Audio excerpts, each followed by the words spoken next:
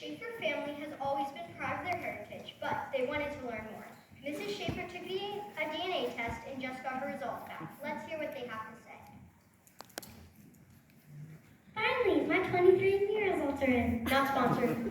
Oh, cool. We're related to patriots who helped in the Revolutionary War. Looks like we're related to a Joseph Martin? Oh, cool. We learned about him in class. He was the youngest person in the Continental Army. I can't believe we're related to him. Wait till I tell all my friends. What's the Continental Army? Well, King George was attacked in the colonists. It made them angry. They started to fight back. A group of patriot leaders who believed in liberty from Great Britain, called the Second Continental Congress, created their own army called the Continental Army. The Schaefer children continued to explain that the Continental Army was not exactly like armies we have today. For example, it wasn't very official, and unlike today, young men, just like Joseph Martin, were allowed to participate. He was only 12 when he joined the Continental Army. The Second Continental Congress had to compromise by joining colonies together to make one big army, the Continental Army, instead of 13 little armies. Second Continental Congress? Care to explain? Well, the Second Continental Congress was formed in 1775. It was made up by a group of delegates from the 13 colonies, and they did some really important things. As Dylan explained, the Second Continental Congress was important. It made up of men such as Thomas Jefferson, John Adams, and Benjamin Franklin. It was the unofficial government during the war. The men compromised in order to accomplish many things. They held meetings at Independence Hall, where they created the Continental Army, talked war strategy, issued paper currency, appointed ambassadors, and finally decided to appoint George Washington, Commander-in-Chief of the Army. I was surprised when I learned that the men would meet and argue for hours about whether they should have peace with Britain or fight for independence and become their own country. But once they decided to fight, they appointed George Washington after how he led the troops in the French and Indian War. I know about the French and Indian War, but I don't know about all the other battles of the American Revolution. That's okay, Mom. We'll tell you all about them. Well, it says here, we also have relatives who fought in the Battle of Bunker Hill. Oh, good one. Don't worry. I know all about the Battle of Bunker Hill. 1775. You, as a patriot, stand on Bunker Hill, while loyalists stand on Blitz Hill. You hear gunshots. You hear cannons. You look all around you. You realize that you're right smack in the middle of the bloody, terrible, brutal battle of Bunker Hill. Sir, we're running out of gunpowder.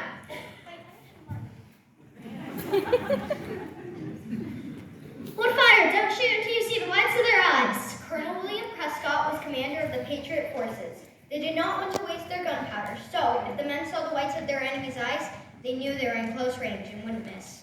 Sir, we ran out of gunpowder. What do we do? Use anything you got. I found glass and nails. Due to the shortage of gunpowder, soldiers of the Continental Army had to use whatever they could find. Sometimes those were a little scary to picture. That's why they used glass and nails. It was gruesome but necessary. Although the chances of the colonists winning were very low.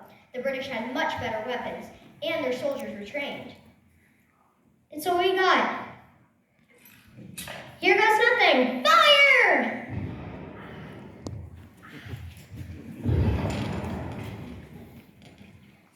After the bloody Battle of Bunker Hill, the British had won. 405 estimated colonists and 1,054 estimated British men were killed. It was a very sad day for the colonists. Even though the colonists were defeated, it was a very important battle because it showed people that the Patriots were capable of fighting back. Their compromise of using glass and nails as ammo during their gunpowder shortage helped them fight. Wow, that was pretty harsh. Is there something a little less graphic you can tell us? Sure, what about the Articles of Confederation?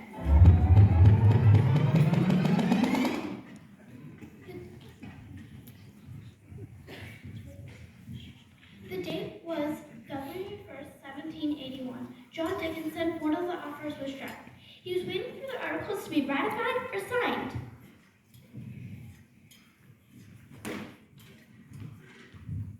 Are you okay? You look like you just seen a ghost. Are you sick? Please tell me.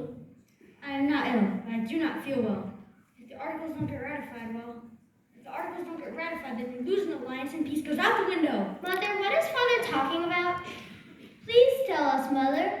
Well, see. Do you remember July of 1775? Oh, well, of course you know. You're little. That's when a very important man named Dr. Benjamin Franklin wrote a little something called the Articles of Federation. We've been waiting for this important document to be ratified ever since. Unfortunately, Congress found the articles to have some major flaws and inconveniences, and sadly, they couldn't ratify them. But John Dickinson was not going to give up that easily, so he decided to take up the responsibility to help finish the articles. At this point, 12 of the colonies had ratified, but they needed Maryland to sign too. Father, is that what you're worried about? Yes, son. The only colony left to sign is Maryland. What happens if they sign? Well, it's the start of a new government. It's just we need to get us through this war. Oh yes, I heard about the Articles of Confederation in class. I'm sorry you're stressed, Papa. It's okay, Rachel. I'll be fine. But I have one question. What happens if Maryland doesn't sign or the articles fail? What happens then? Well, I don't know. Well, never mind that. I'm sure they'll be a success. But sadly, after all of John Dickinson's hard work on the articles, it turned out to be a failed document. But the war is not over. Yet.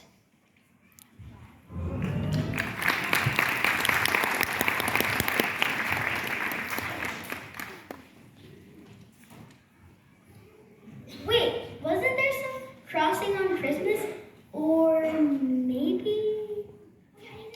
maybe a battle or surprise attack? Oh, yes, that was the Battle of Trenton and the crossing of the Delaware.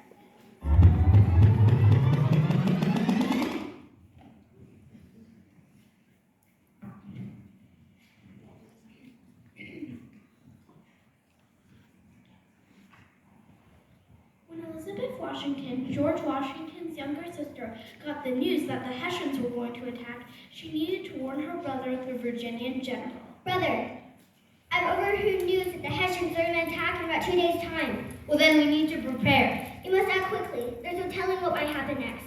Don't worry, I have a plan. You always do. Stay safe, brother. However, even though George Washington said he had a plan, the Continental Army wasn't doing so well. The men were cold and had to sleep in small tents. They barely had enough food to eat. Some of the soldiers began to lose faith in him as a leader. Attention, everyone. I have an announcement to make. Tonight, on Christmas, we're going to cross the Delaware River and surprise attack the Hessians in Trenton. But sir, the river will be icy. It will be nearly impossible to cross. Nothing is impossible. You know why you're here? You're fighting for independence. You're fighting for liberty. Your fellow brothers have paved the way for us. Now finish what they've started. Yay!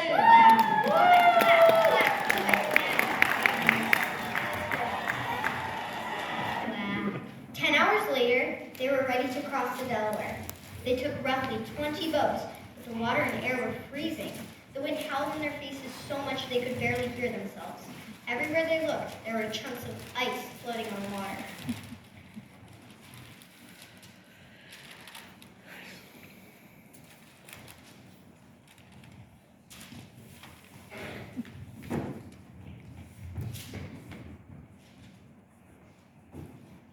Sir, there's more of our ice every minute. Can we turn back? Keep moving. Don't stop. You will not rest until you reach the other side. Finally, they reached the other side in Trenton. They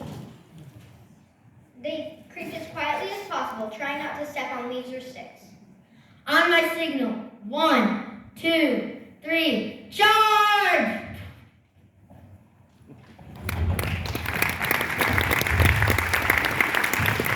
That day was a great accomplishment for the colonists.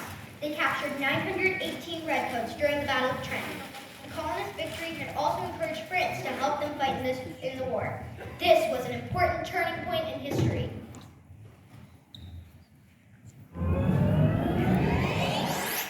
Wow, can you imagine standing out there in the cold with the last drop of faith in George Washington and you win?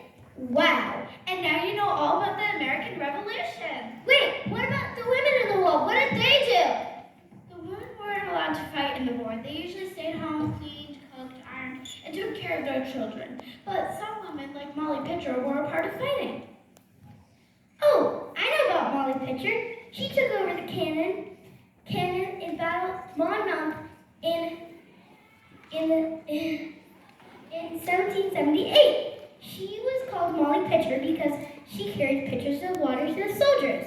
But that wasn't all the brave women who fought for liberty. There was Deborah Sampson, who dressed up as a man just to fight in the Continental Army. There was also Deborah Franklin, who held the responsibilities of the children and housework so that her husband, Ben Franklin, could focus on work. And look where that got us today. There was also Sybil Lungington, who at age 16 warned people that the Redcoats were coming. Wow, there were some very brave women in the war. And that's not all. Thanks to everyone who helped out, we can proudly call America our home. Woo!